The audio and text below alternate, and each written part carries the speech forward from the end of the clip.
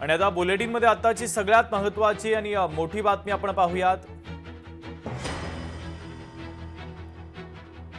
पोलिसांच्या भूमिकेवर आता प्रश्नचिन्ह उपस्थित केलं जातंय, तर अवैध व्यवसायाला कोणाचं अभय आहे या संदर्भात देखील आता सवाल उपस्थित करण्यात आलेला आहे।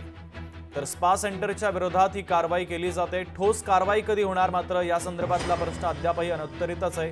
नवी मुंबईमध्ये अवैध पद्धतीने स्पा सेंटर हे अद्यापही सुरूच असल्याचं पाहायला मिळतंय। पोलिसांच्या भूमिकेवर प्रश्नचिन्ह उपस्थित करण्यात आलेलं आहे।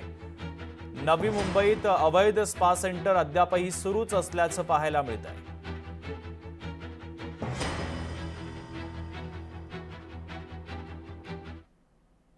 नवी मुंबई पोलीस आयुक्तालय हद्दीमध्ये सर्रासपणे अवैध पद्धतीने स्पा सेंटर पुन्हा एकदा सुरू झाल्याचं आपल्याला पाहायला मिळतंय। वारंवार लोकशाही मराठीने या संदर्भात बातमी प्रसारित केली होती, मात्र पोलीस प्रशासनाचे कोणतेही ठोस कारवाई जी अपेक्षित आहे ती करण्यात येत नसल्याचं समोर येत आहे। एकीकडे नवी मुंबई पोलीस प्रशासनाकडून दावा करण्यात येतो का कोणत्याही पद्धतीचे अवैध कारभार या ठिकाणी नाही आहेत, आणि दुसरीकडे मात्र सर्रासपणे शेकडोहून अधिक जे स्पा सेंटर आहेत ते या ठिकाणी सुरू असल्याचं पाहायला मिळतंय। जर आपण पाहिलं असेल 2-3 दिवसांपूर्वी वाशी येथील एका स्पा सेंटरवर कारवाई करण्यात आली होती, आणि दुसरीकडे असं बोललं जाते का कुठेही अवैध पद्धतीने सुरू नसल्याचा दावा केला जातोय।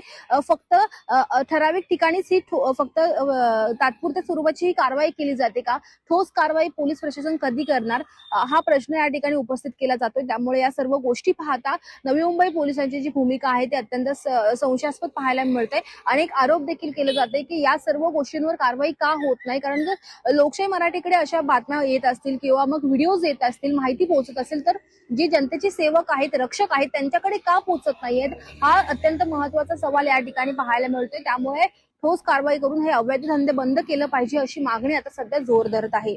व्हिडिओ जर्नलिस्ट सूरजसह मी आकांक्षा देशमुख, लोकशाही मराठी, नवी मुंबई।